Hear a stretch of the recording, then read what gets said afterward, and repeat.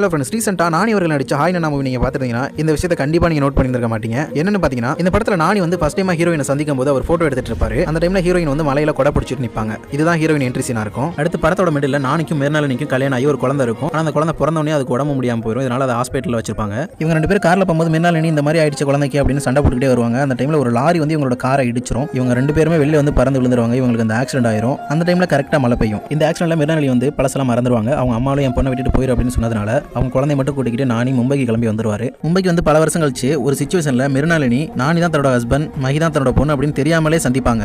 அந்த டைம்லயும் கரெக்டா மழை வரும். இந்த படத்துல என்ன ஒரு டீடைலிங் சொல்லிருக்காங்கன்னா, படத்துல வர முக்கியமான 3 ஈவென்ட்ஸ்ல மழை பெய்யற மாதிரி ஒரு அட்மாஸ்பியரை கிரியேட் பண்ணிருக்காரு. இந்த டீடைலிங்க அந்த சின்ன பொண்ணோட பெட்ரூம்ல இருக்க செவத்திலேயே 3 மேகங்கள் வரைஞ்சு மழை பெய்யற மாதிரி ஒரு டிசைன் வரைஞ்சிருப்பாங்க. இந்த படத்துல வர சீன்ஸ்ல முக்கியமான இடங்கள்ல ரெயின் தான் மெயின் ரோல் ப்ளே பண்ண போறது அப்படின்றத சிம்பாலிக்கா அந்த பொண்ணோட பெட்ரூமை வச்சே சொல்லியிருக்காரு இந்த படத்தோட டைரக்டர் ஷோரியோ. ஸோ அவ்வளோதான் ஃப்ரெண்ட்ஸ், இந்த ஒரு வீடியோ பிடிச்சிருந்தா மறக்காம லைக், கமெண்ட், ஷேர், சப்ஸ்கிரைப் பண்ணிட்டு போயிருங்க. தேங்க்ஸ்.